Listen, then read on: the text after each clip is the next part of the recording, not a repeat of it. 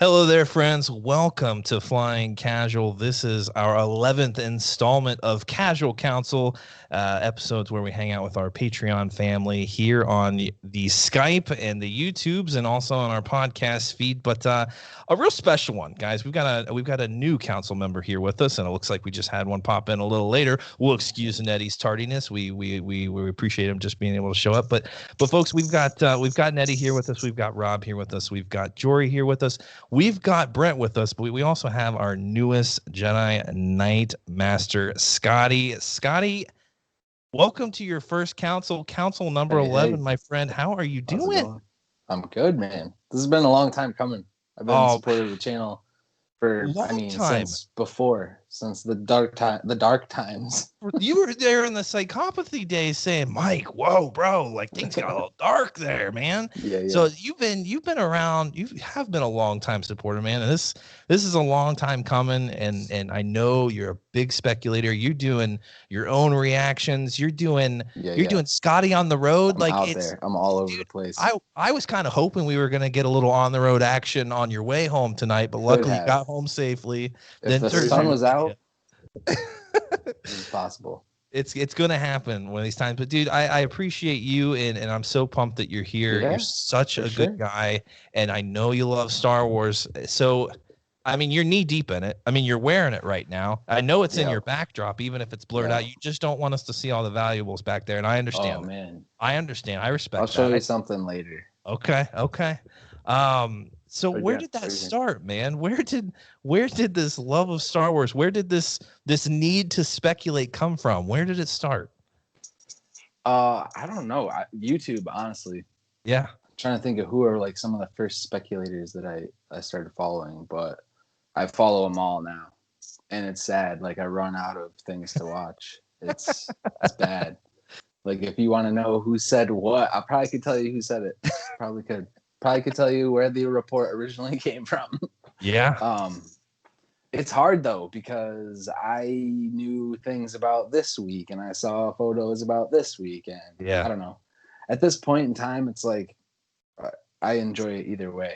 Yeah. So I'd rather the excitement of seeing it first doesn't really spoil it for me when I see it, because you don't really know from a photo like what it's actually going to be on the film or otherwise.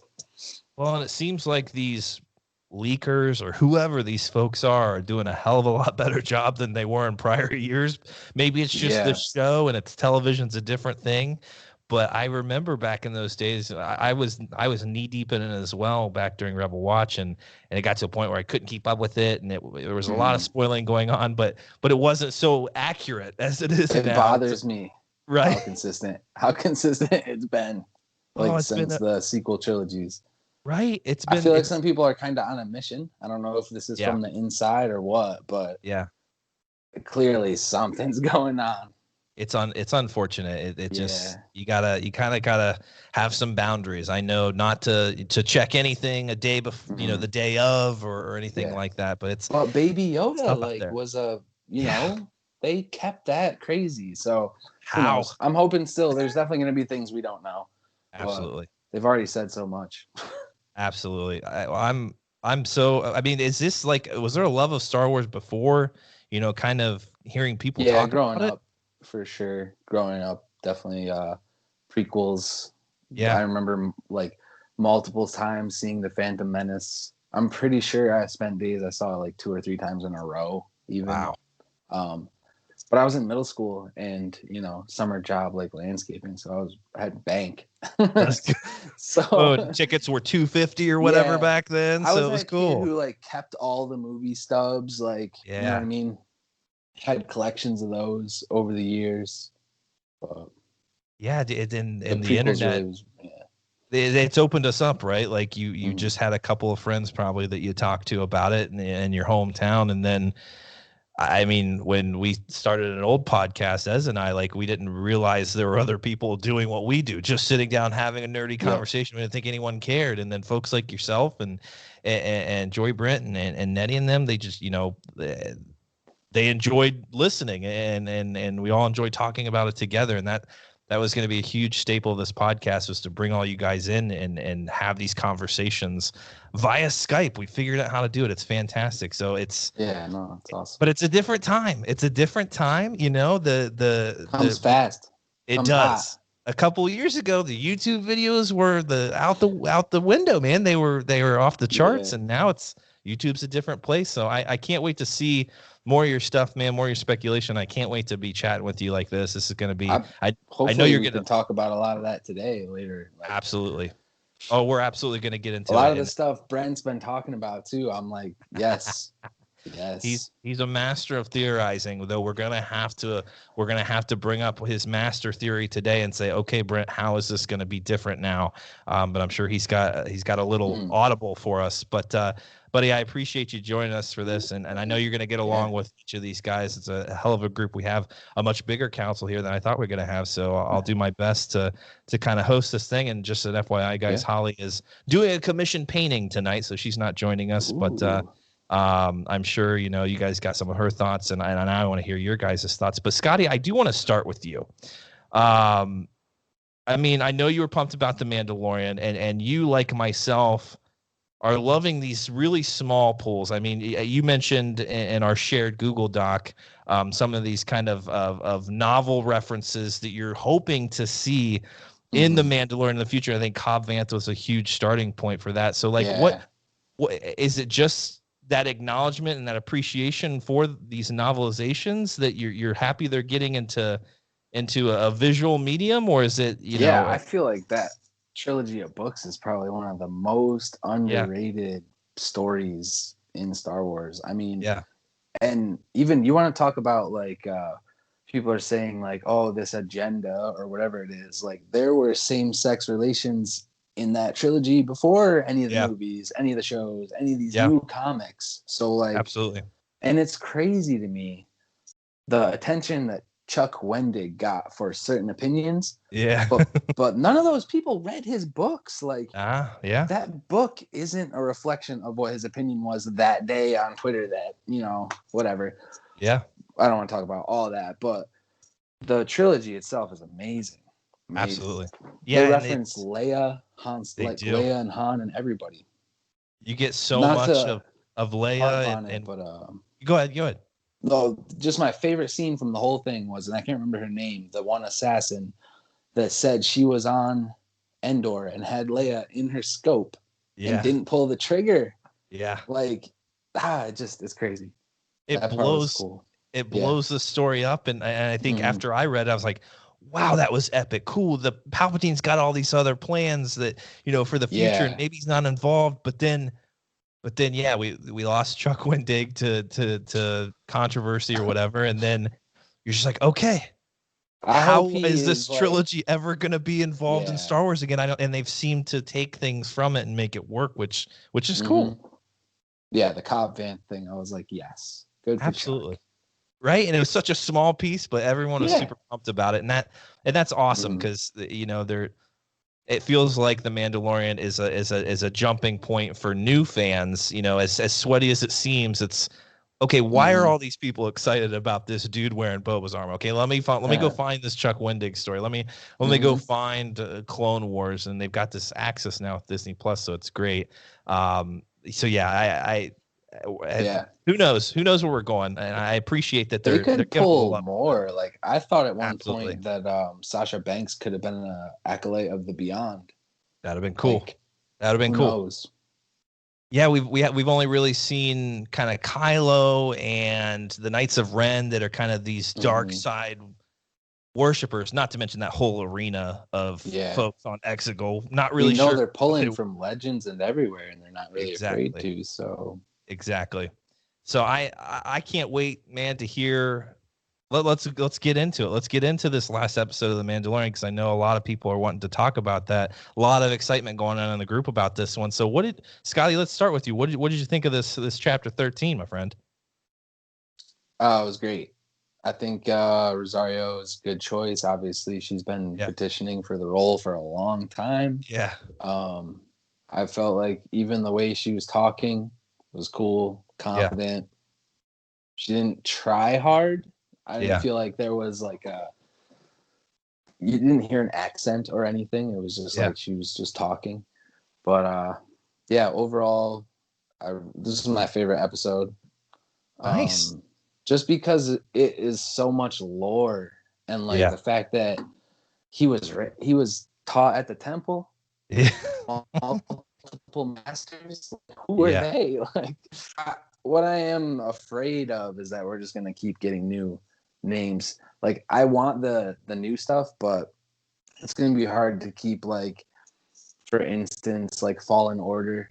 That master apprentice. Like, are we gonna get another one of those like pairings master apprentice that we've never heard of before? Or, you know, I don't know how many more times they can get away with doing that. Yeah. Absolutely. Brent, I know you got a lot to say about this episode, but that reveal, you know, we learned Grogu, which I was calling him Groku a lot last night. Not sure if that was the Michelob Ultras or if I just wasn't really sure what the proper name was, but apparently it's Grogu. Holly has corrected me multiple times since that live cast. But so what did you think of that reveal, my friend? It felt, I was a bit shocked. I kind of thought we were going to have just this being who we just happened to stumble upon. He's force sensitive, and we're going to find out what his destiny is. Turns out his destiny was kind of predetermined there on Coruscant. What did you think of that? I thought it was pretty great. I mean, I really was not expecting him to be given a name, at least this early in the season. You know, by, you know, Ahsoka and stuff like that. I thought the episode, you know, overall was really, really good.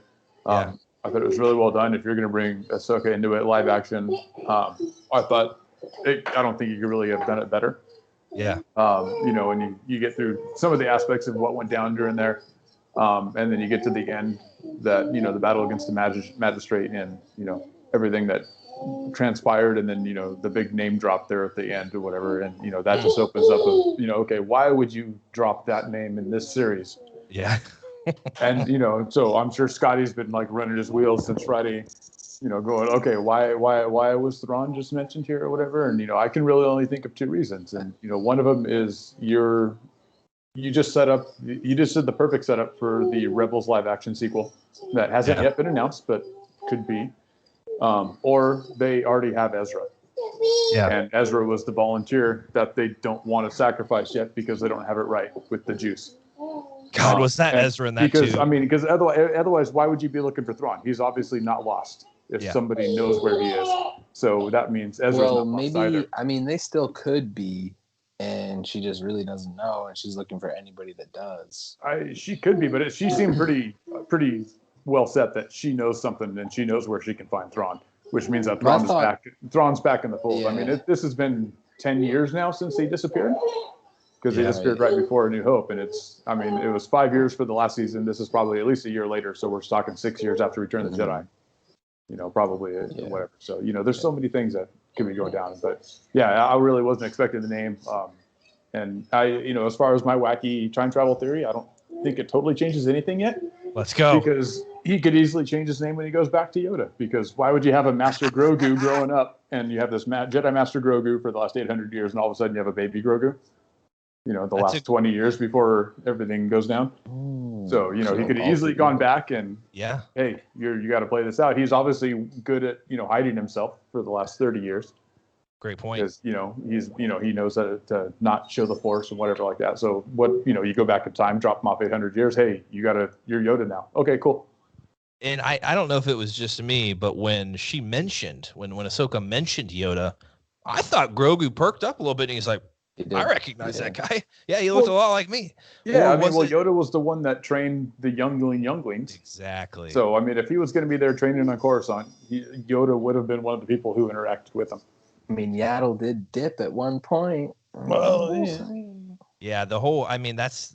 Yoda, I was a little bit of the Yiddle. And... did Ahsoka not know Yaddle? Like, I mean... I guess she didn't. Like, did something happen to Yaddle? Well, Yaddle wasn't there in episode 2, and Ahsoka didn't come into the Jedi Temple until after that. Yeah, because it seemed like I think she was trained not on Coruscant prior to. Did they say if he was taken when Order 66 happened? I can't remember. I watched it a few times, or if it was. It seems like that's what Ahsoka was implying, that when Order 66 happened. After it happened, that's when it was taken. Anakin walked in the front door and they slipped out the back. Yeah, she just said when the Empire rose, he was taken away. So yeah, here's a big theory. Could it have been Yaddle? She's just like, oh, this little guy, I've taken to him. Let's get the hell out of here. Like that would be kind of funny. See Yaddle slip out the back door. But maybe, you know, I kind of liked last night. I was thinking, you know, we've kind of seen the Order 66 thing with Cal Kestis, and that was super emotional. I don't know if I can deal with another escape like that, you know. And but maybe we'll see Anakin slaying younglings in a flashback, and you know, Grogu's he's hiding behind a curtain or something there, and he's like, oh shit, like I gotta stay still. But I kind of like that. Maybe someone saw something happen, you know, in the future, having a premonition and saying, the hell, we got to get out of here. Like, and I can only just take this little guy and let's leave and make that choice. I don't know, but I'd be for them, you know, escaping the horrendous Order 66. Jory, I have made some comments lately that a lot of these polls are worrying me a little bit. Now I am one of the most excited people when, like I mentioned, when Grand Admiral Thrawn was mentioned, I jumped out of my couch and ran around like a child. I was super pumped. I love the integration, but I'm a little worried that this is feeling like a jumping off point. We're losing sight of the Mandalorian, and this show has become hey, here's where all these familiar faces are in this time, and you're going to want to watch our other stuff.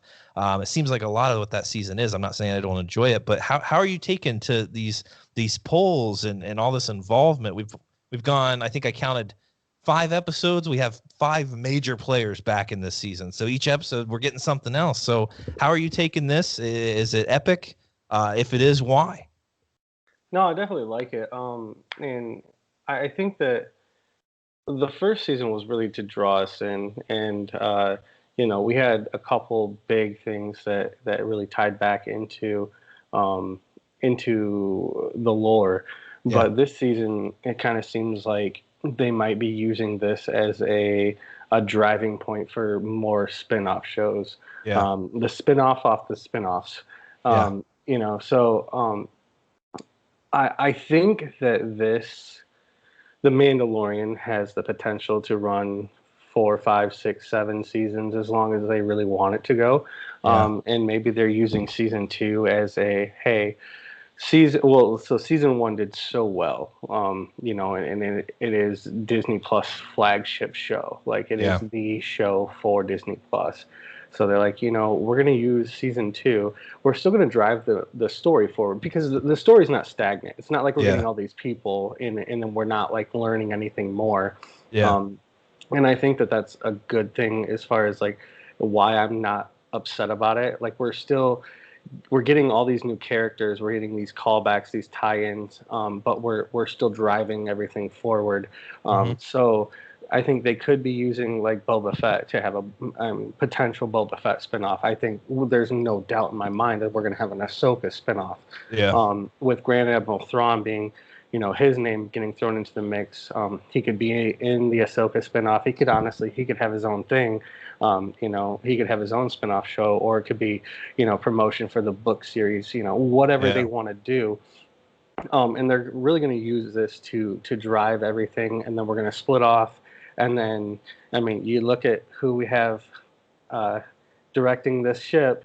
It's, you know, we have pretty good captains on this ship, and he worked in with Marvel. And so, you know, you have this almost Avengers feel, you know, you split everything off, you bring it all back in, and we're going to tie it all together. You know, so no, I am not upset about all of the new faces that we're getting. I think that it's fantastic. I've loved everything about this season. But I do think that they're using the season as that driving point of, hey, there's all these other characters. We have the potential to make all these other shows, depending on how people react to them. And then, you know, we're going to, you know, spread out and bring it all back together and just have this one, you know, big, awesome show. I'm curious. The hype of the first season seemed to draw a lot of attention. I'm sure some people that have never seen a Star Wars in their life were like, I'm gonna give this a shot. And okay, it's cool. There's some violence. It's pretty cool. Like it felt like kind of an adult show. And then all of us were like, obviously we're down for some Star Wars and this is epic. And they're making a few polls here. It's great.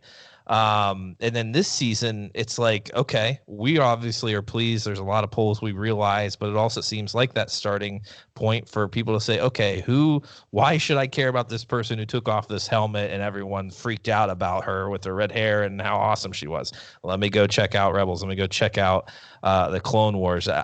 We have to. Here's the homework for you guys this next month. Find someone who hasn't seen Star Wars. Ask them if they'd be willing to give The Mandalorian a try. I'd be curious to see how this is testing with new potential Star Wars fans. I don't know enough, and I know it's tough in this COVID world to find people. But Brent, do you have an example? Do they have to have not seen Star Wars before, or do they just not have to be like us?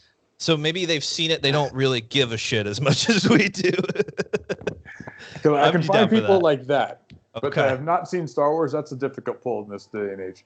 Okay, well let's see. That's true. I've come across a few in my lifetime. Luckily, I had the moment to share it with them. But yeah, it's amazing what pop culture has spoiled for a lot of people. But yeah, let's ask those people if they watch it. What do they think? I have a friend in particular who asked me, "Hey, should I give it a shot?" And I said, "Absolutely." Don't know if she's followed through, so I'll report back as well because I'm curious. I'm curious to see, like, at some point we're just gonna say, screw these newbies. We're gonna dig. You thought Cobb Vanth was a steep pull? I've got something for you. So we'll see. We'll see. Rob, I went into this episode expecting Ahsoka like everyone else, but I myself thought maybe it'd be towards the end of the episode. She'd just drop her hood. That's the reveal. We move on to something else, but I was blown away by what I was seeing the first 30 seconds of the episode. I knew this was going to be a favorite of yours. What did you think of that opening? Mm-hmm. Wow. I mean, her ferocity at the beginning was only met by at the very end when she chopped that guy in half and sliced down that like thing. I couldn't believe how vicious she was. Yeah. And then, like, you know, it really in the end, she just freed that town, but she was like tapping into some other things. Yeah. And I like how they held back when he was like, I need to find a Jedi. And she was like, well, she was kind of trying to push him off and go this way because it's still classic Ahsoka where she just doesn't think she's a Jedi, where she thinks she's just this other person. So I like that. In the beginning, I mean, I got to say, this series, as everybody has described right now, this series is making a shift. So when you talk about people who have only seen maybe a couple Star Wars, doesn't give a crap about it, but watches The Mandalorian, that would be like my wife. Those are people like, you know, Chrissy, who just never really cared about it, never cared about sci-fi. Yeah. But if she's sitting in the living room and I put the Mandalorian on, it's watchable for her. And I want to go back to how it's becoming dark. So I want to go back to Solo. Yeah. So now this movie is kind of taking like a Solo-esque kind of approach. I mean, the series, of course. Yeah. It reminded me of Solo, of how dark it was getting, how sinister, how behind the scenes, how they mentioned so many other things that are coming up.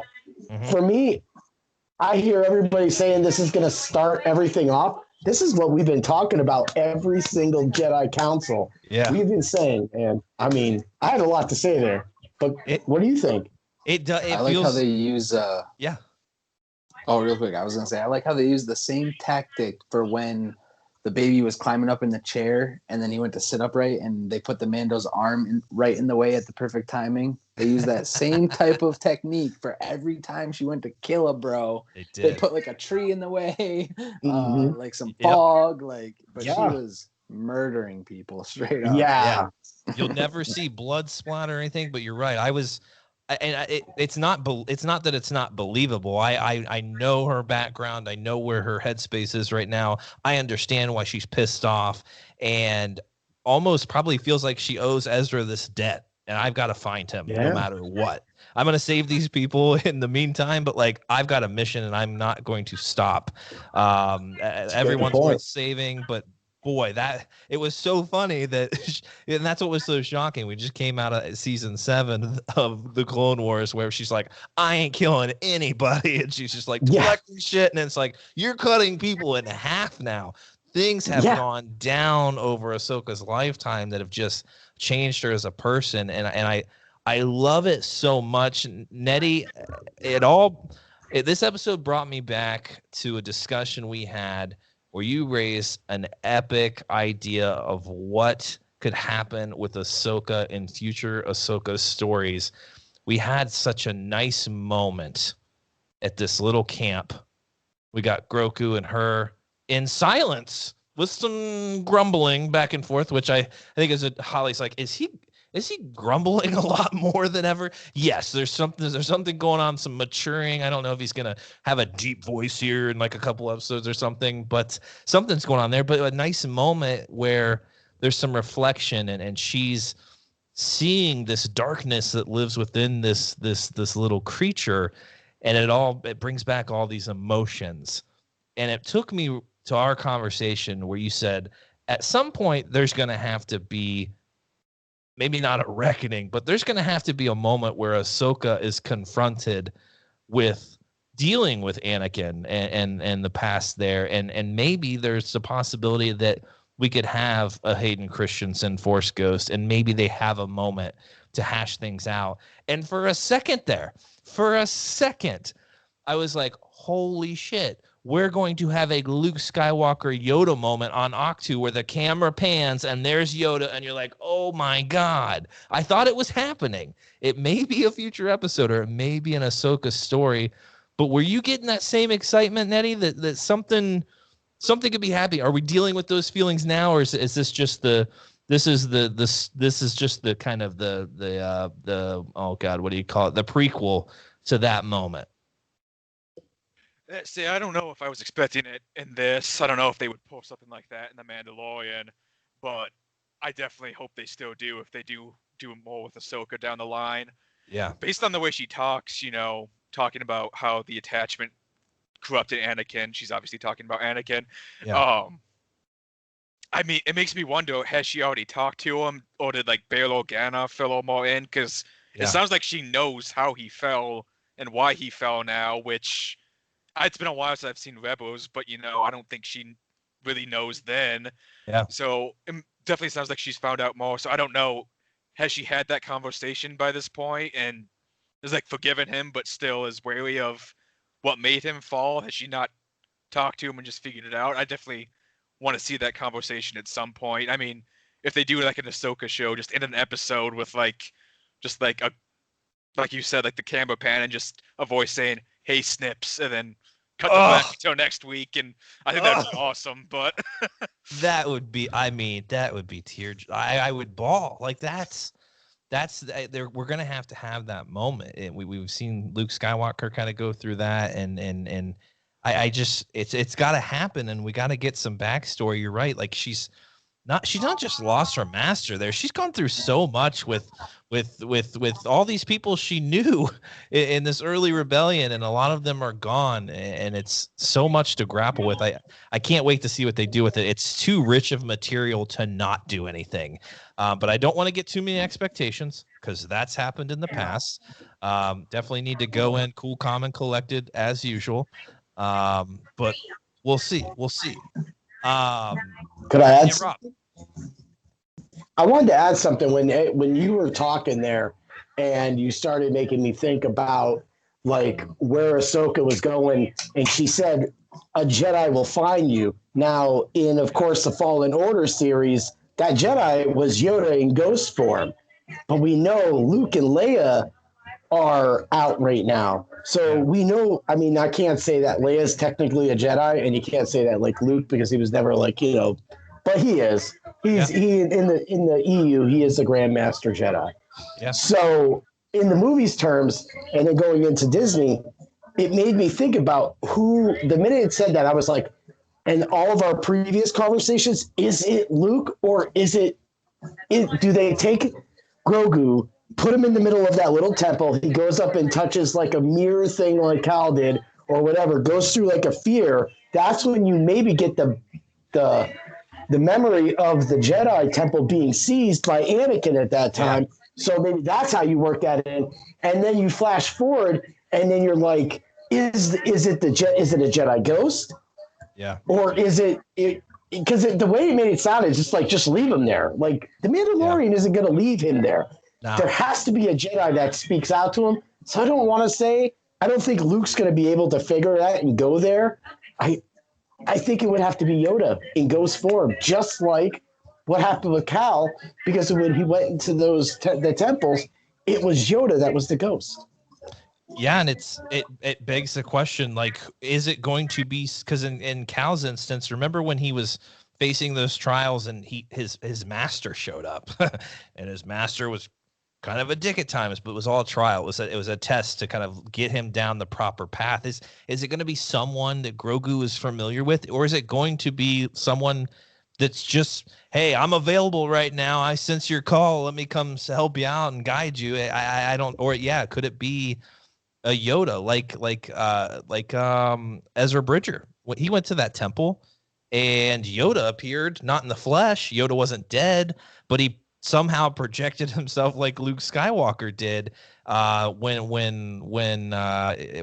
Ezra was trying to find his way in this temple. So it's all seems like, if I don't know, we have examples of it, but there's no clear story. There's no clear definitive way of like a Jedi hearing a call and coming to guide someone. It just kind of, usually it's by chance they run into each other. It's like, I guess we're going to be buddies and let's bring down the Empire. Brent, what were you going to say?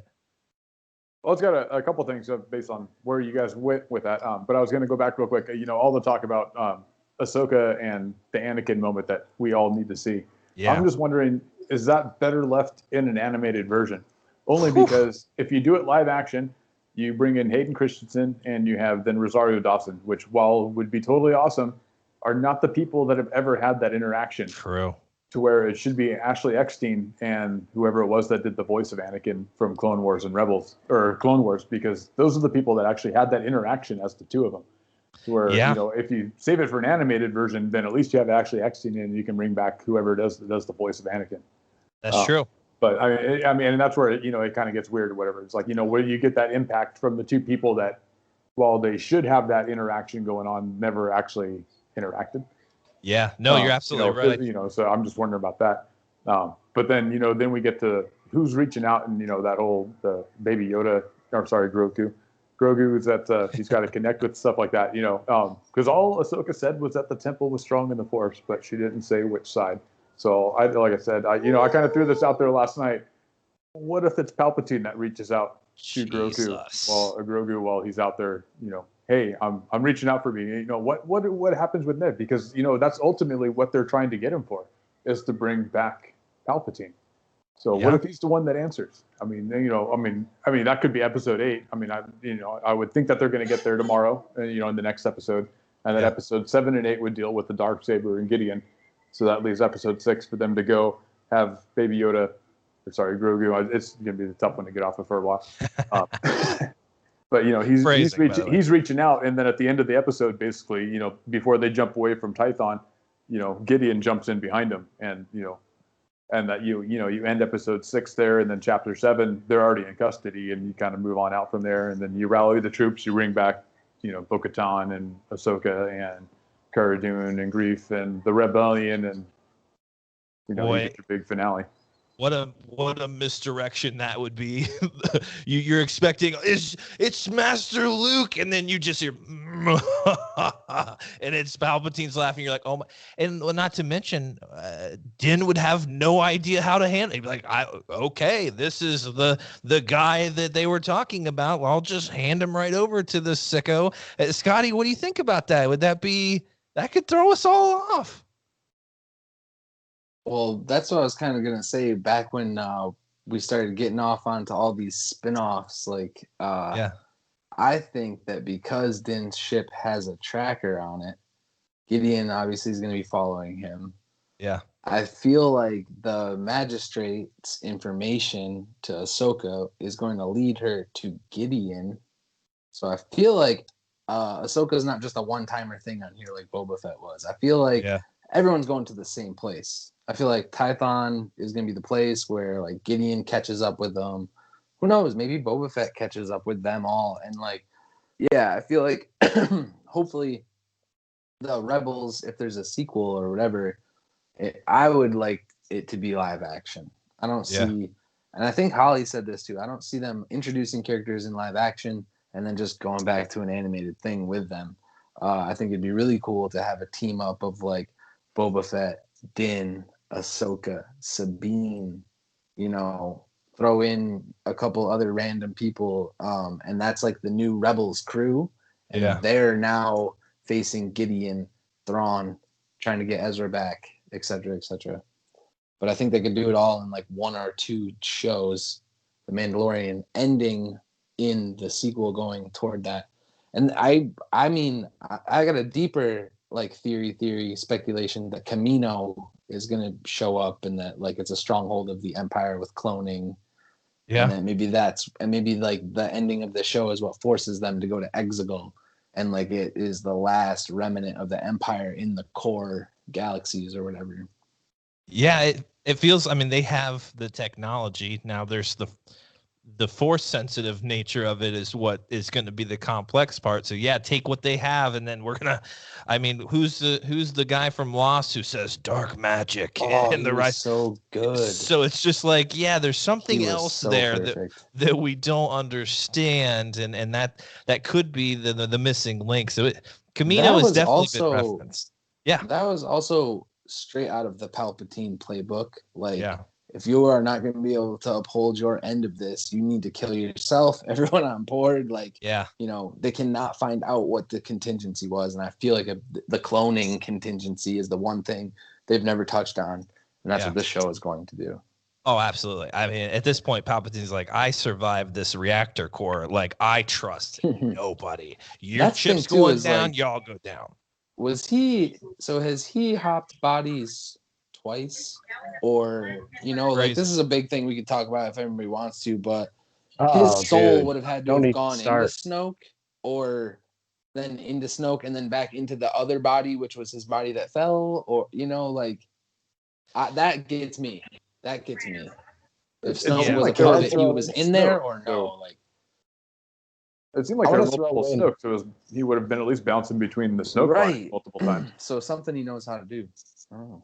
Yeah. So, remember, Palpatine said he's been every voice to Kylo Ren that he's ever heard. So going back to the theory of the whole Jedi Temple, if Yoda shows up, is that really Yoda? Yeah. That's and then, you know, you guys are really going off into Palpatine. To remember that Abeloth could jump bodies and be in different avatars on different places in time at the same time. So if Palpatine, what's that? Crazy. That'd be crazy if you could do it to multiple bodies at the same time. Yeah, I mean, but she could because that's why she was this Queen of the Stars. I don't think he was as powerful as she was, because he's never drank from the well and bathed in, you know, the pool. So I think that he was still short, but I think he knew about her somehow. And I think that, I mean, I always bring her up for that reason, because I always want to compare her to Palpatine and the way the movies made Palpatine. But when you said he's jumping bodies or moving bodies, that just means that he is the force that goes from here to here. And that's what she did. Well, we don't even really know what Palpatine was studying. We hear him talking about I've learned how to cheat death, and obviously he's kind of like tempting Anakin with that. I mean, we don't really know what he actually learned. And then after that moment, all those years after, I'm sure he's been studying it and creating a plan. There's something bigger going on. Yeah, how is he able to kind of transfer? Handsome? I mean, he really was. Let me see a handsome Snoke. Like, go ahead, Disney, pull that off. Yeah. What's up, Jory? Just to throw it in before Jory goes, when she left an Avatar, they died. That's all I gotta say. Yeah, Jory. No, I was just gonna go back to what Scotty was saying about. It might have been Scotty or Brent. I don't actually remember, but about bringing it all back in. and having this Rebels like kind of vibe with it. I definitely think that is very possible, but I think it would be 4, 5, 6 years down the road, just because of at that point, you have all these actors that you're probably going to be paying pretty big money to. So I think that would kind of be like and I always compare it to the Avengers, but I think that would kind of be like your big team up movie, or obviously it ended up being a series. But I think you would need to draw in even more viewership before they did something like that. I mean, that just sounds because like of. Go ahead. Enough time. It sounds like just enough time to work out a Sebastian Stan deal. Drop Grogu off at Luke Skywalker's academy. Throw like Ben Solo's gonna be born. Like, do it. Yeah, for sure. And I'm definitely down. I think that this this idea of the Rebels spin, I love it, but I definitely think that money wise and business wise, that I think it would end up having to be, down the road a little bit. Make sure we have everybody hook, line, and sinker. Everybody subscribing to Disney Plus at this point, because we're going to be paying, the HBO numbers of, we're paying Sebastian Stan almost $1 million an episode, or we're paying. They're doing TV. And just you're paying all this big money, so you want to make sure that you have all the eyes on it as all the eyes on it possible, and have all the subscriptions and all that money coming in. Is it too much to connect all of it? It felt like it was going to be a separate thing, and now, God, that previous episode to this one with the apparent cloning. I mean, we all had an idea that was what was going on, but I feel like we've just dug ourselves in like extra deep now, and we're connecting things that I had never really even thought about. Is it too much? Are we asking too much, Jory? No, we're definitely not. And I think that episode really, we were talking about Aftermath earlier, and I think that really tied in the contingency plan like to a T. And I think that just showing the continuity in everything that we have is like, we haven't had anything in Star Wars lately that felt very continuous, and everything really flowed. And I think, obviously that had to do with the prequels kind of being chopped up a little bit, and a lot of people not being happy with, whatever side of it that they were on. Yeah. But this is just, it flows so well, and there are not a lot of holes in everything that we have going on. Because we're just picking from different spots, and we don't have a lot of things to go off of, but everything just seems really, it's all flowing very, very well right now, and I love it. If there's ever a time to do it, right now is. Everyone else is. Yeah. Marvel's doing it, DC's supposed Flashpoint, so it's like DC's trying. Do your thing. Yeah, do your thing. Like, that's what I'm saying.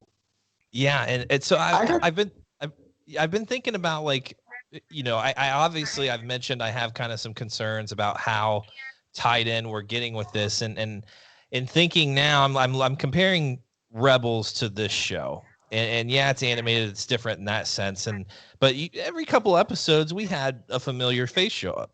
Lando would show up, Leia would show up, Ahsoka would show up, and they would pay. They'd play even Vader. Vader had some of the most epic moments in Star Wars history in Rebels. And he's only in a couple episodes.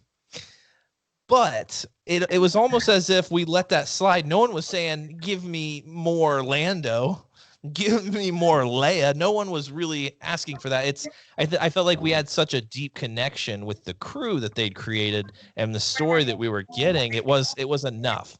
But then I think also we had an understanding of where those characters were going in the future and what their eventual, history would be. But with these characters like bo-katan, with Thrawn, with, characters, we really don't know where the story's going. It feels unfinished. So here's a tease for where they are now.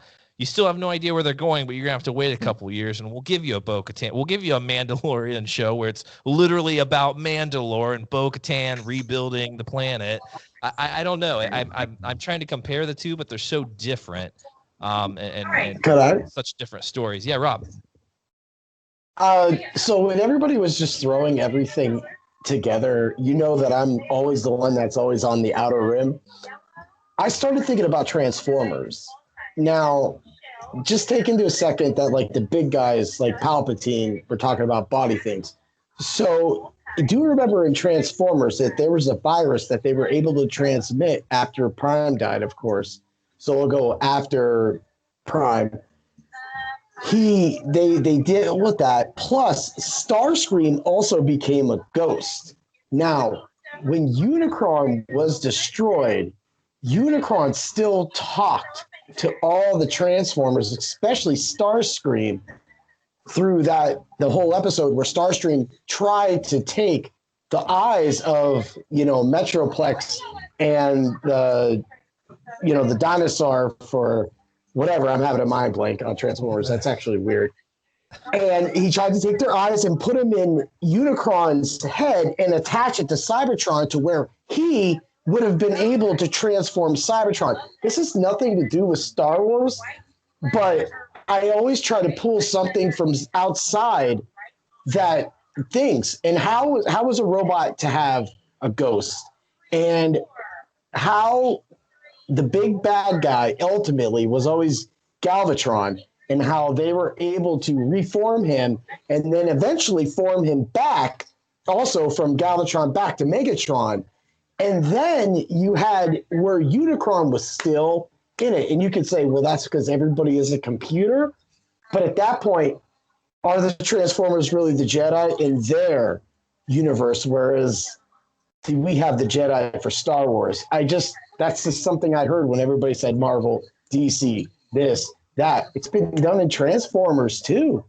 Are we all robots, Rob? That's a question I ask myself daily, but I wish I could add some commentary to your Transformers talk. Honestly, have no idea the history of it, other than more recent history. But I mean, maybe I don't know. It definitely feels like they're going to take a page from the Marvel playbook and are looking to build this thing out over over years from now.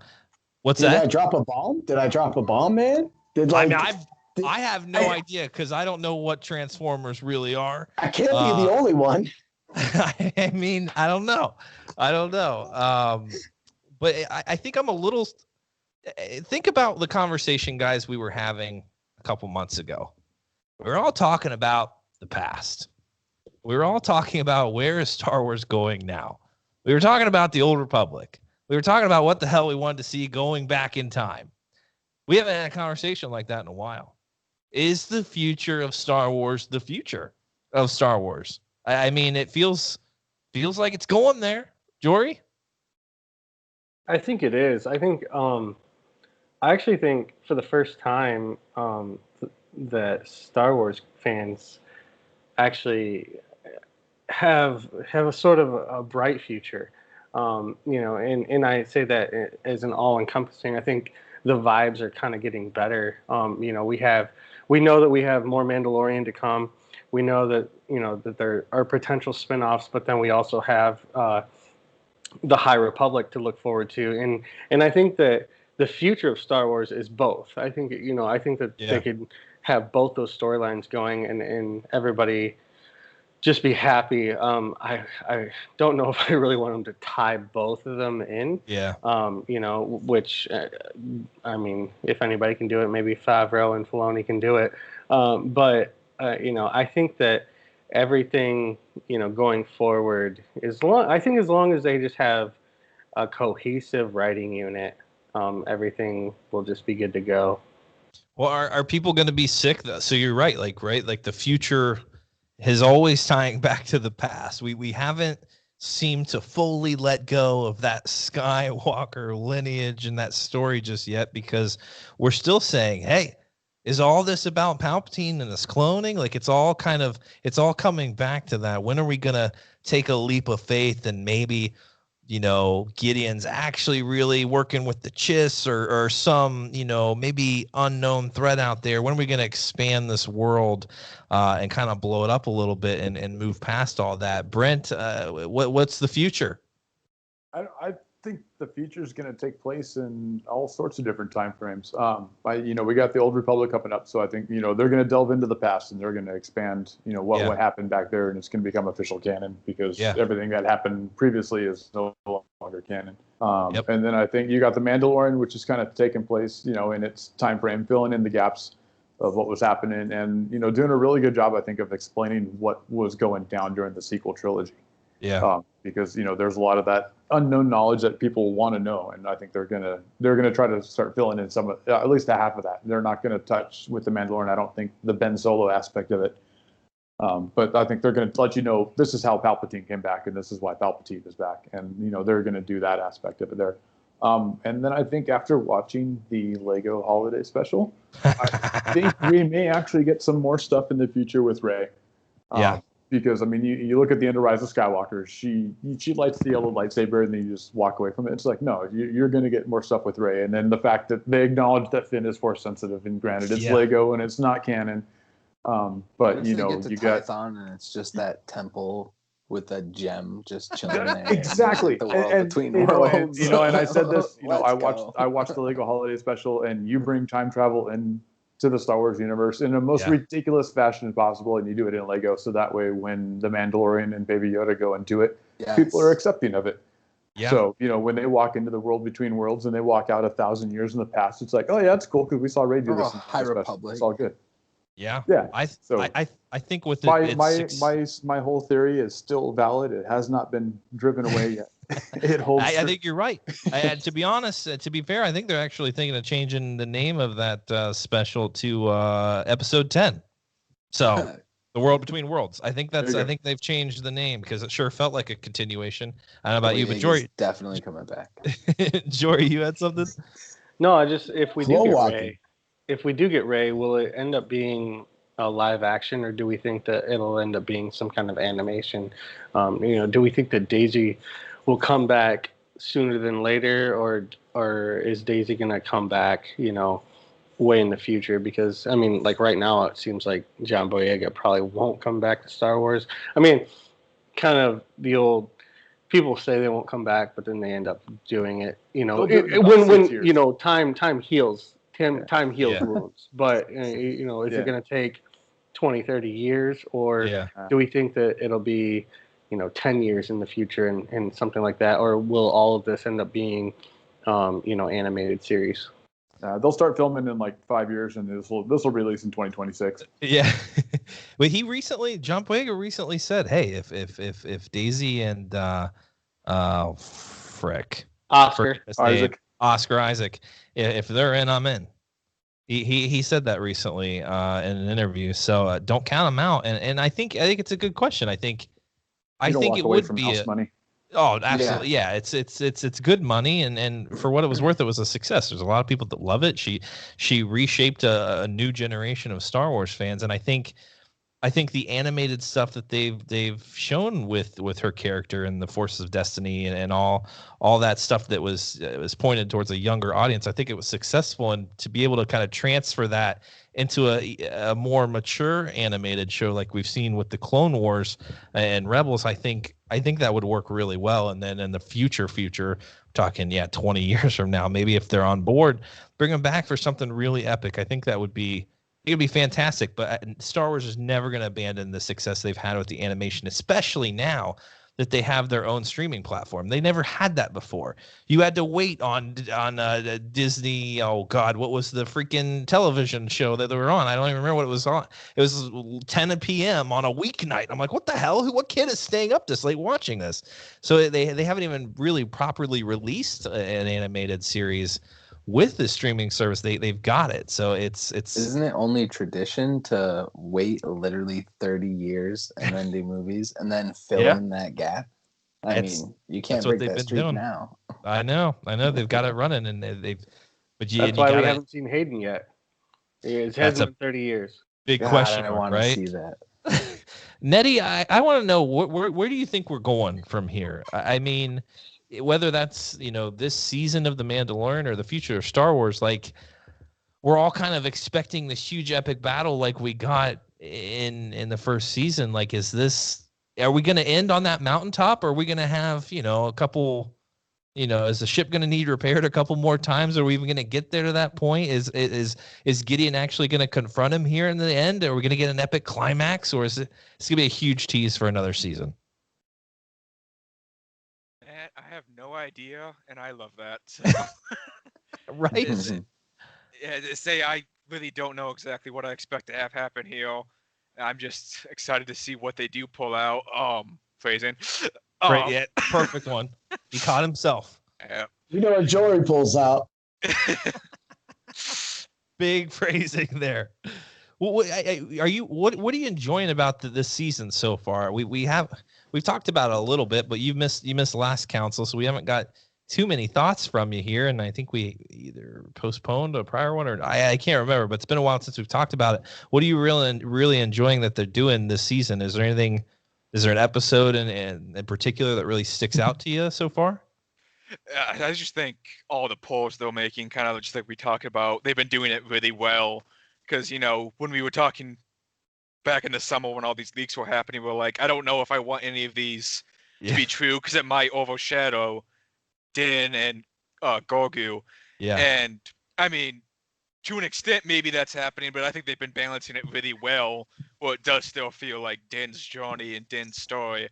So I think they've been balancing that really well. And say one thing I'll throw out there is during that final scene with Gideon, when he's looking at all the suits of armor, clones, droids, whatever they were, I couldn't help but think of the era of the original Tron trilogy that's now the Legends, how like Thrawn's entire plan in that, I guess spoilers if anybody wants to read these, but that entire plan for that was that he was making clones and like a clone army to bring back the Empire basically. And now granted, we know a lot more about the Clone Wars and the clones now than we did back when that trilogy was written, but I kind of got vibes for that. And then Ahsoka just name drops Thrawn, and I'm like, let's go, let's keep going. I really want to see where they're headed with this. Yeah, are we all wrong? Is this concoction of M count blood or goo or whatever they're doing? Are they making super soldiers? That was something we talked about in an episode. Maybe it's not even for Palpatine. Maybe Gideon's off doing his own thing. I think that's a very real possibility. To me, were those Palpatine clones? I don't know. They are dark troopers. They are dark troopers. Yeah. If you watch, so they're clones, right? Descriptive audio thingy going on in the background, it actually says like scientists working on dark troopers, and so that's what they are. It's like a clone, though, right? Huh? Yeah. The dark troopers were like the super battle droids, like the Empire's generation of battle droids. Oh, yeah. So I don't forget. So they're not the clones, and you know, and then it begs the wonder is like, you know, was Gideon part of the contingency plan and then kind of went rogue? So he got stuff set it up and then kind of went, you know, I got this dark saber, I got this, and then like I like Nettie's suggestion is this the Operation Darkblade that they kind of spoke of in Rogue One. Yeah, because you know you kind of think it's like, what other ones have we seen? We've seen the hyperspace. The dark saber they said or whatever. Yeah, we've seen we've seen Project Stardust because that was the Death Star, and then you know, and what are the ones that they mention off right there? It's like, you know, the Darkblade. It's like, well, he's got the dark saber, and you know that, or you know, you think of the Darkblade. Is that just was that the Super Star Destroyers? Because at that point in time, they hadn't been released yet, and you think a giant dark triangle is kind of like a Darkblade. So, you know, a couple of different things, different ways I could go there, but I like the dark saber aspect. So like, I thought Nettie nailed that there with bringing up the black saber mentioned from Rogue One. I think it could very well be what we're witnessing right now. And so my question then is like, are all these different projects that we heard about in Rogue One, is that Palpatine putting people on saying, hey, this Moff is going and doing this, this Moff is doing this laboratory is doing that, and it's all to serve a common purpose? Is that, Jory, is that anything maybe you were thinking of, or I lost Jory? He's muted. No, I accidentally muted Rob, and I was trying to click on my own microphone. No, I mean, honestly, I don't know where they're going with that. Like as far as like how they're going with that. But my tie back to the Dark Troopers, though, all of the Beskar that the Empire was stealing from Mandalore, is that to create the Dark Trooper armor? You know what I mean? So, I mean, we're going to have these like super powered Dark Troopers that are, they are almost Jedi repellent, and so, I think that could all tie back in. I don't know if this is where they're going to go with it, but, just a little speculation for it. Well, we've seen in the past, I mean, in Legends, you have the Yuuzhan Vong and things like that, Jedi powers and even some weaponry, they could kind of avoid a lot of that. You have in the not the original Thrawn trilogy, but the second iteration, not the newest, but the second iteration, you had the Separatists that were developing technology to shield from Jedi lightsabers, and so now we're learning this Beskar does the very thing, and it makes sense. I don't know if ever in Star Wars history, Mandalorian said specifically, we have armor that will wield off a lightsaber. I don't know if that's ever been specifically stated. It makes the most sense that these are their arch enemy for a millennia or whatever, and of course they would create something that would deflect a lightsaber, and it was nice that we got that. We got that confirmation in this episode, like full on, no questions asked, and I think the first season we saw whatever that guy's name, whatever the doctor guy, whoever had the job out for the Mando, he was paying him in Beskar too. So it seems like it's pretty lucrative. There's a lot of Beskar around to give. We can bribe people with it. It's a currency we're using to entice people. So, and I'm sure that they're using that as well to entice some of those Mandos that maybe we even saw before, maybe other Mandalorians we haven't seen before, to get them kind of on their side. I don't know, but I think it's a nice pull. Like they could be using it to build the armor as well. It makes sense to me. Yeah, Rob. I just wanted to add, when everybody was talking right there, the Moffs in the EU were their own clan, like the Hutts. Yeah. So they did their own shit. So if they're doing their own stuff and say he's got the Darksaber, is he out to to make the Emperor come back, or is he out for his own personal gain? In the EU, the Moffs were out for their personal gain. They were just pretty much a gang. So I just wanted to throw that in there, because when you were all talking about this Moff and that Moff, when you were talking about this Moff, that Moff, there's a lot of Moss. Just like, I said Moss. Just like there's a lot of Hutts, too. So that's kind of like the Moffs kind of take over, and like in a political way, they start pushing their powers as well in the EU. So you're getting a Moff reference in The Mandalorian. We're also getting like time travel. We're also getting, baby Yoda species. We're also getting so much more that when yous were all talking about where is this going, maybe it is finally going to EU. Maybe. Yeah, Jory. No, I think he is onto something there, because even in, I want to say it was a Leia book, they even kind of showed a different Moff, and it wasn't Moff Tarkin, Grand Moff Tarkin. I believe it was a different Moff that was kind of, bullying and showing his power, and kind of, he was still a part of the Empire, and still the Empire is all encompassing, but he was kind of showing his own, his own strength, and kind of pulling things his own way. And I forget which Moff this was, but there is some representation of that even in canon right now. Yeah, the original in the book. Yeah, go ahead, Scotty. I was gonna say, what book was it where it was revealed that Vader was Anakin Skywalker and that Leia and Luke are his kids? Because we're creeping up, or maybe we've already passed that part of the timeline, but that's when like the Snoke gets revealed, maybe around the same exact time. Like we could be close. That's in Bloodline. But that's like 20 years later. Yeah, I don't believe we're there yet. I could be wrong. Because if we're going to really hint at like the rise of the First Order, That would be cool to see how the galaxy responds to that. Like the Republic would have to backtrack a lot, and it'd be interesting.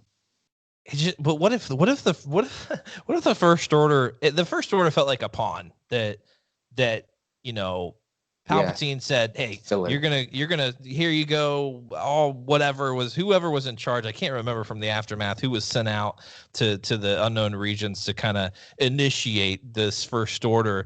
But they felt like a pawn. You know what I'm saying? Like it was kind of a, hey, the Resistance, this new Republic, you're gonna focus on this. We're gonna invade territories. It's gonna look just like the Empire, and your attention's gonna be there.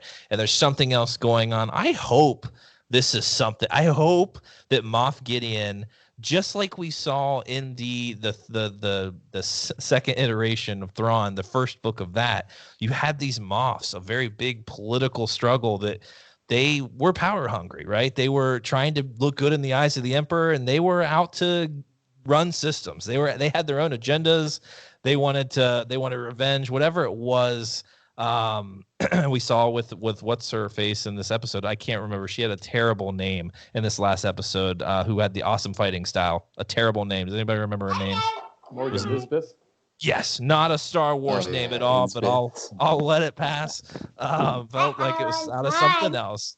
But I want to see that. I want to see someone break the mold a little bit. Yeah, we all support the Emperor. Hail the Empire. That's great. But you know what? I got these super bots. I got some plans of my own. I've got some high M count blood. Let's do some stuff with it. This Gideon may have no idea what the hell the Emperor's doing, and I am down for that. But that was like the character I wrote about in the Google Doc. She was trying to claim herself as the pirate queen of wild space. Yep. Like, who are you? Where are you at? Yeah, it's a huge universe. We can't. It's not just the First Order in this power vacuum. There's so much else going on. There's so many people that had so much control that their Emperor's gone. Not everyone's going to be loyal to him. Exactly, right? Yeah, Brent. I was just thinking because was episode 3 when you got bo-katan and whatnot at the end when because he's saying for the Empire, so Gideon is still aligned with the Empire, and I'm wondering by this point in time, 5 years after, was if he's part of Operation Cinder, would he still be calling himself the Empire, or would he not even be making himself known? Because at that point in time, they should have all been hidden and like tucked away, and they don't really make themselves known publicly until you get closer to the bloodline, 20 years down the road. Yeah. And so, he may be out there still, part of the remnant and kind of doing his own thing. Yeah. And might have been, supposedly supposed to be part of the Operation Cinder, but they didn't go with it. So when you kind of think about it like that, it makes it kind of interesting as to, what's going on. And then, or was he aware of Operation Cinder and he's got the Beskar making the Dark Troopers so he can fight off Palpatine and control the way these people react. And so he's kind of like, he should be aligned with the Resistance, but, I'm the Empire and I'm not going to do that, but I'm also not going to let Palpatine come back sort of style. So it could be kind of interesting the way they take this. Didn't Din say he was killed in like it was supposed that Gideon was killed before as well? Well, he thought that he died when he blew up his TIE fighter. He crashed. He didn't realize he survived the crash. I thought it was before that, though. I thought there was a battle. No, he was referring to the crash after the TIE fighter. He didn't know he survived. Okay. It was kind of, since we all knew, it was kind of just like, wait a second, you didn't know he didn't die? Like, we all kind of saw it. So, yeah, I was a little confused, too, when he's like, wait a second. And he just takes off to go get baby. I'm like, what are you running for? Oh, yeah, you don't know that Gideon's alive. Sorry about that. And he doesn't know about the Darksaber, so he didn't know that's who Bo-Katan was talking about. Exactly. And he didn't probably still hasn't put 2 and 2 together. And I'm totally down. Like, I think Moff Gideon is, what better way to, like, maintain order than to, hail the Empire, long live the Emperor. Yeah, well, I'll go along with that. You, my subservient folks, that's what you're here for. Yeah, let's hail the Emperor. But, like, I've got this other thing. Believe me, here's a lightsaber. Exactly, right? So he has the Darksaber. He's no different than Maul. Right? Yeah. He's a very similar character, just not as powerful, not as cool, but he obviously has those kind of selfish desires. Yeah, maybe it's the second iteration of Maul. Well, the third iteration of Maul. Maybe the second iteration of Vader was based on his wardrobe. Yeah, Give me a wanted to character get to that's that trying wardrobe. to become force sensitive. Yeah. Like the Hux in that other script. Like I want that. Like him trying to being so envious of these people that like, oh, okay, so I've heard numerous people say that this is a thing that's in every single one of us. Yep. How do I, you know what I mean? Yeah, I like gotta that. be a way. I like Gotta that be a one. way. Yeah. Goes back to Star Wars Galaxies. That's it. That's An experimental, just that, because that's the missing piece, right? He's got all these people that answer to him. He's got this powerful weapon, but what do I do with it? I wouldn't stand a chance against. Let me surround myself with these super soldiers. I'm just missing this one piece, and let's do some experimental stuff. This is maybe they're thinking that all this technology we have was meant for the Emperor, but we didn't get around to it. It was meant for him. Hey, let's see what I can do with it. Maybe I make myself a grand army, and but I mean, the Force couldn't save Palpatine either. So I don't know. I don't know about you guys. I was really, I guess I shouldn't be shocked, but I'm going through the Squadrons story right now. Still, sorry, I haven't finished it. Dude, that game's so hard. It's so difficult, and that's why I gave up on the story for a bit. I was like, I'll just go play some people online. Which was a bad idea. But so going through the story, and I was talking to this Imperial officer, and she just blatantly was just like, the Emperor never should have, like, openly saying that the Emperor never should have dissolved the Senate. Like that would have, we could have stuck around a lot. Like she was openly like, hey, but I'm not saying that, death to the Emperor, but we did some things wrong. It's just like even a kind of, lower commanding officer like that has an opinion, is willing to let that be known in this era. I think Gideon's up to something different, guys. Throw Palpatine out of the book here. I think it's all him, man. And he may be a super soldier. We have no idea. How did he get the Darksaber? Maybe some of this experimentation is working. I don't know. I don't know. You guys brought up a good fact earlier too when you guys were talking about like that. Maybe he's just like, he's not a pawn, but with the Darksaber or the cool armor, he really portrays himself to the people that follow him, and that makes him strong. So when you have people following you, how many times has this been done in any history that somebody's kind of been, the Manchurian candidate? Yeah. That's a lot to say after a few natty lights. Well, and everybody knows too, like, not for nothing, people aren't shy of the fact that there's always a master and an apprentice. Yeah. I feel like in general, when he revealed himself and everyone was like, oh, actually, here's this guy and here's this guy, they always knew there was two of them. So they have to suspect that there's something, out there. Yeah. I'm here for it. Anybody got any other Mandalorian thoughts? I just want to throw this out there. I know I'm so bad at this. What if the Jedi that shows up is Cal? I think that makes a lot of sense to me. He is someone who is actively with, his crew now is actively going out looking for Jedi information. It seems like that's not necessarily what Ahsoka's doing. She seems to be looking for Ezra. What if we hear the words Ashla and Bogan? I mean, maybe. Because that like Tython is like, exactly. I want there to be like anything's possible. I want there to be like a Bendu on Tython. That would be sick, right? Like an old ancient. We can't forget that Dave Filoni is involved heavily in this. Because I was expecting some even weirder stuff than we saw in Octo 2, right? Like it was cool. Like there's some huts around, and there's a cool forest tree there. We didn't really talk about it much in some books, but maybe there's something else going on here. In my mind, I'm just picturing it as Octo 2, and I need to stop that. But maybe there's someone there, that doesn't consider themselves a Jedi. Because wouldn't it be kind of cool? Cal's whole thing, at the end of Fallen Order is you determine your own destiny, and so it's like, are we going to continue that with Grogu? Is that the same? Is he actually gonna, or maybe he's going down a middle path? Maybe it's not old to become a Jedi. Too old to be trained. I just wanted to hear Ahsoka say that. We didn't get it. Oh, that's man. Okay. She still refused to train him, which is fantastic. Even though he'd already had 20 years of training, apparently. But whatever, Ahsoka, she knows best, I guess. Speaking of Dave Filoni, I'm going back to this last episode. I would be interested to see how Rosario Dawson portrays Ahsoka without Dave Filoni behind the camera. Because, how much was that her and how much was that just Dave knows how Ahsoka should be portrayed? And she was able to follow the directions. So, if she comes back on a non-Dave Filoni episode, I think that's when we'll really get to say, how Rosario does with Ahsoka there or whatever. But, I thought this last episode was absolutely fantastic. Yeah, Jory. I thought her mannerisms were, just spot on.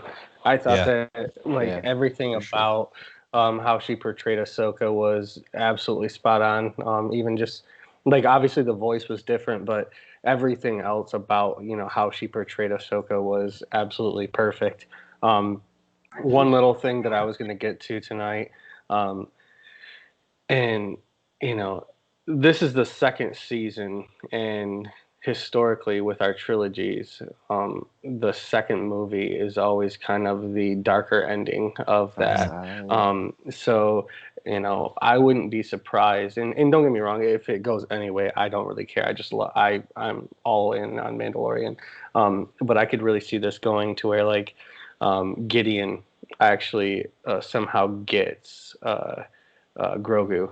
He takes him, he whether it's on Tython or wherever they are, we end up getting, to where Grogu is separated from the Mandalorian, from Din, and then, we get into that third season of, it's the hunt and getting him back and things like that. I just wanted to see what your guys' thoughts were, if anybody had any thoughts on where they thought the season was going to end.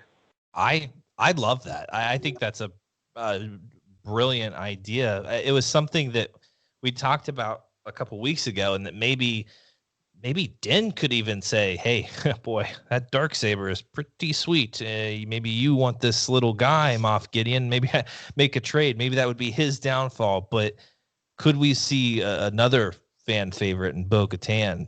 A darker side to her. Willing to give up the child for the Darksaber. I feel like what an intense fall that would be. Her intentions may be good, but she's willing to do whatever it takes. She seemed like a much, much more determined, less BS Bo-Katan in this show. So I think maybe if it's not, Den's fault, if it's someone else that he trusted, a fellow Mandalorian, saying it'd be like, that is not the way. That is not the way I was taught.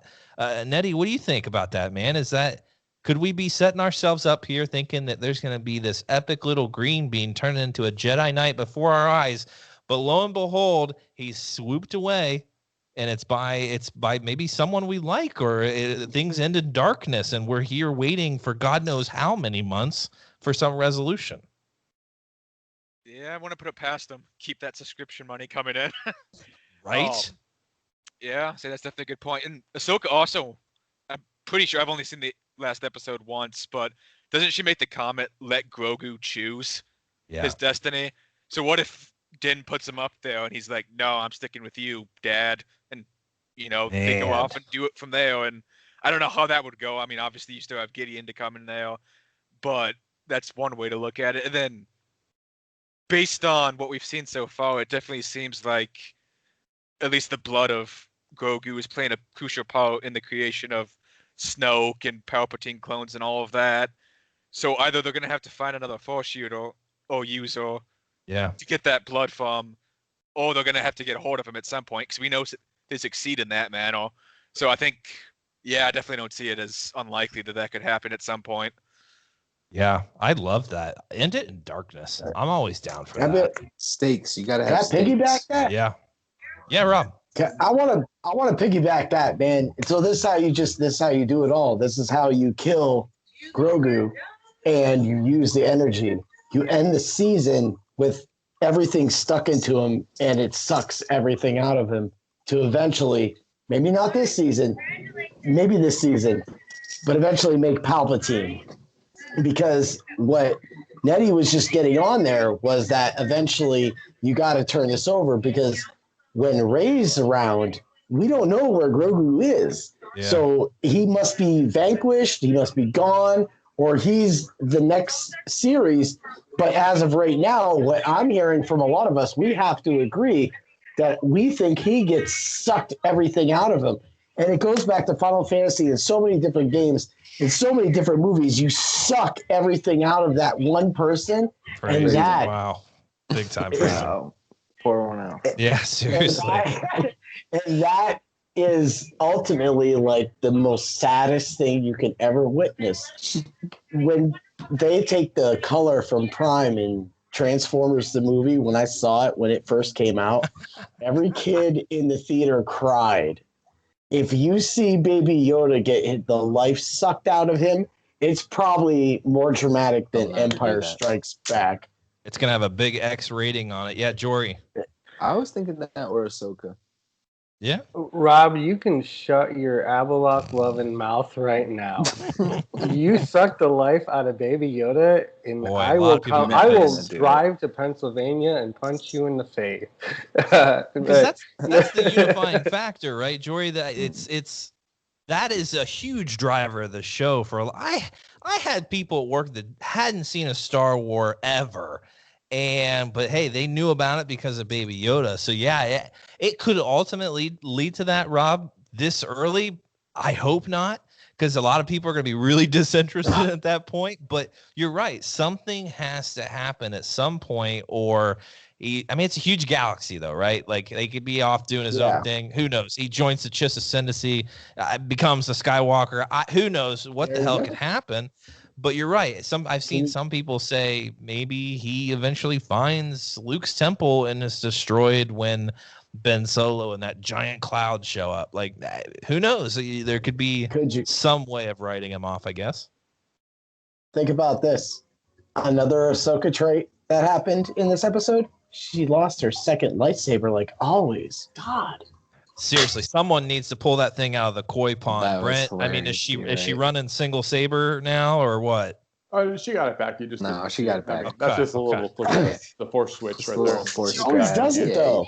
But would have been fun if she thinks she's pulling it out of the koi pond and she actually pulls a big giant fish up. She's like, damn it. There's always a bigger fish, but that's all right. That's what I'm saying. There could have been a nice comical moment. There wasn't enough comedy in that. Like the frog lady. I mean, they're not going to suck the life out of Baby Yoda this season. Not this season. Maybe they'll start at season 3 because they're not going to lose all their subscriptions before the start of the next one. Like so they're going to hold you over for at least another 12 months. Yeah, we just gave him a name. You got to have a whole nother round of merchandise. Yeah, he just got a name. So yeah, they're not going to suck the life out of him this season. Grogu, we trust. But I mean, it's also the second season of the series, and that's also the love story. So who's Mando getting down with? I mean, Sasha Banks, Bo-Katan, the Frog Lady. I mean, Frog Lady seems like he was already Sasha hit, so Banks thing. That'd be a good play. Yeah, or I mean, Ahsoka could come back. I mean, you need somebody to help train, and he's going to listen to him, but he doesn't know what he's talking about.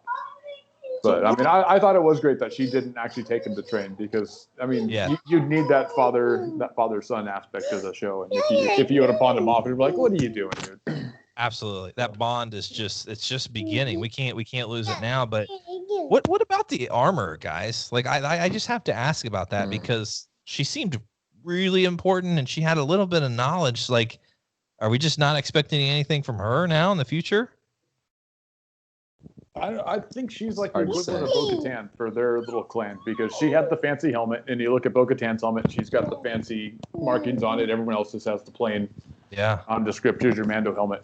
So I mean, the armor had to have been, the head of their clan or whatever. So she's got to have some sort of importance, and I think we'll see her again. I don't know if we'll see her this season, but we probably will see her definitely in season 3 if we don't see her at the end of this one. Okay. Or she, maybe Bo-Katan's out there grabbing her right now, or after they get apprehended by Gideon, then Bo-Katan's going to go rally the armor and whoever's left of the Night Watch, and they're all going to get together and be happy campers. Yeah. Some will leave their helmets on, some will take them off, and some people will get COVID, some won't. That's what happens when you do that with a mask.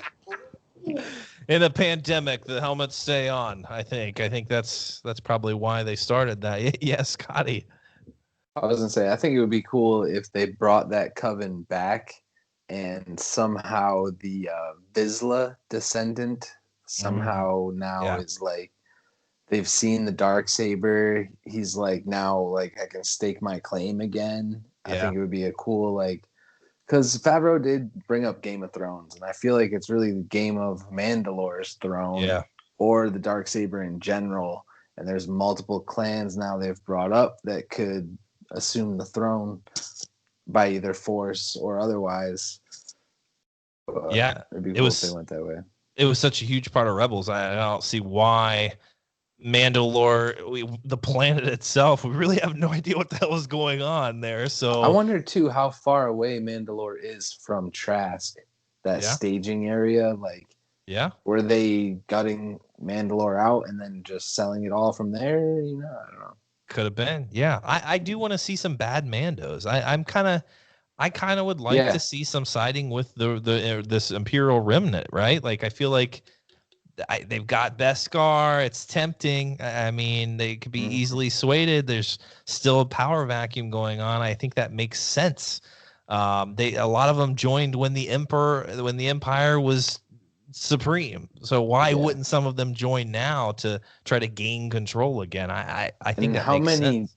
How many Children of the Watch are there? Yeah. Were they only isolated to that planet? Like, bo-katan was familiar of who they are.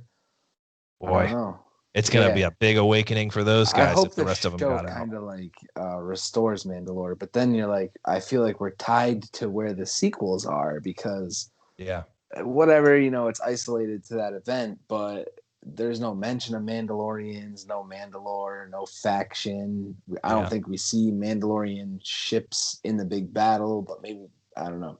Maybe. Jory. Yeah, Jory.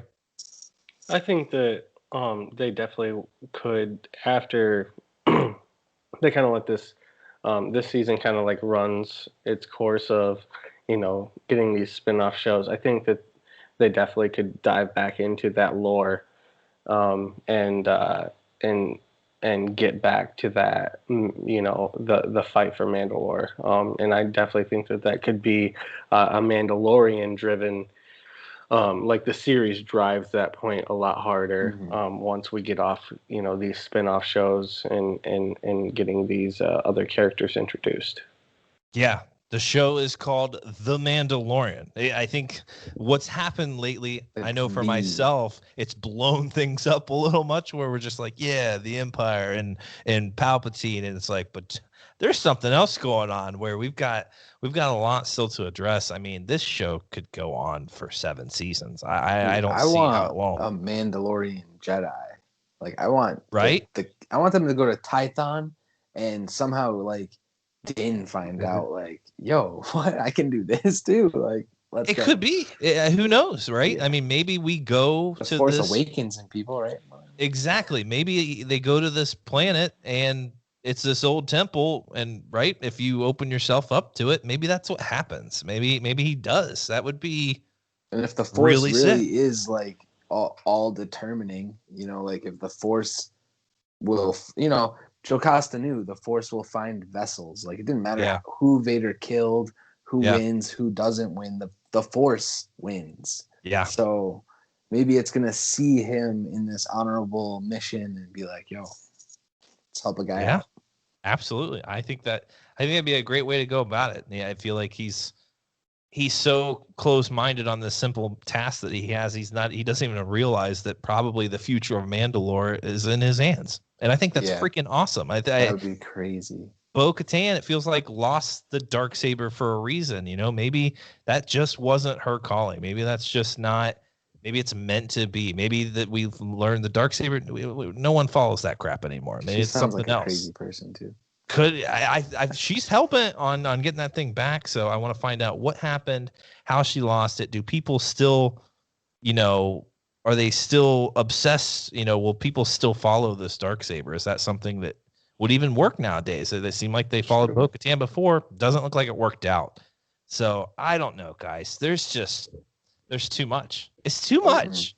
Even the first time, she didn't really get it back. She was given it by Sabine, right? So Sabine was the one who got it back, and then she gave it to her, and then she lost it. Didn't earn it. So is she really the rightful heir to the throne of Mandalore? That's probably why it didn't work out. A little sword that somebody else gifted you. That's right. That's right. Maybe she didn't have enough training. I don't know. Like maybe Sabine is the key to all this. Maybe the Mandalorian. It's not just Din's story. Maybe it's the Mandalorian. Like we talked about Skywalkers. The idea of a Skywalker has changed so much in the past 5 years or 6 years, however long it's been. Like it's changed. It's more of an idea now than a bloodline. So maybe that's it doesn't need to be a certain clan. It doesn't need to be a certain weapon that's wielded. It's who's deserving, who embodies the true Mandalore. I don't know. I'm here for it. And my mind's just been blown. Like I literally don't know where we can possibly go from here. But like Nettie said, I'm here for it. I have no idea what the hell's going to happen next week. Probably end up on Mon Cala, do some repairs to the ship. I'm down. 3 more episodes. So it could be a lot of ship repairs. But I'm down. Yeah. I wanted to get into this because I think it's hilarious. But Holly was talking about like how long is it really taking to repair his ship? And then like I was talking with my girlfriend and we were like, okay, so how far in the future from like our timeline is this? Like these kids are growing up knowing how to like restart boosters on a freaking whatever. Like maybe it really does only take him a day and maybe the ship is big enough. And this is like a repair that he's done 1,000 times, like an oil change. It could be. I just think it's crazy how, you know, how far advanced they are technology wise, just to travel hyperspace and be able to survive it. Absolutely.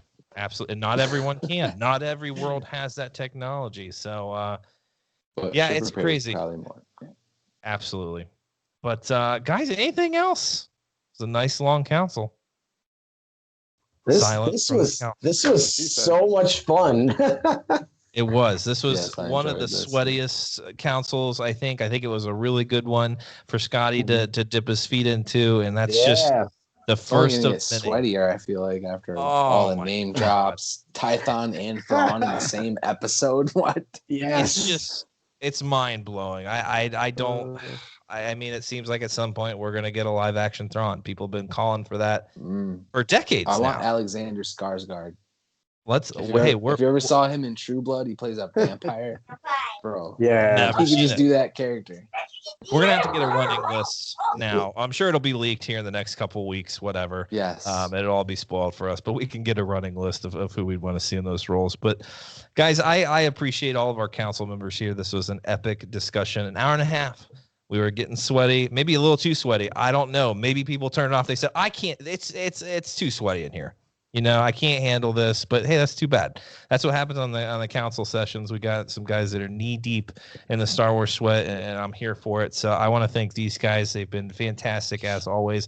I hope you guys enjoy it. I know this is a popular thing that we do here. I know you guys enjoy hearing all these perspectives, and we love breaking it down with these guys. So if you like what you're hearing, go ahead and rate the podcast wherever you can. If you like what you're seeing here on YouTube, like it, subscribe to the channel. We appreciate that. However you can get the word out that Flying Casual is doing it right. We're doing it casually, but we're doing it also sweatily. I don't know if that's a word, but we're going to make it one.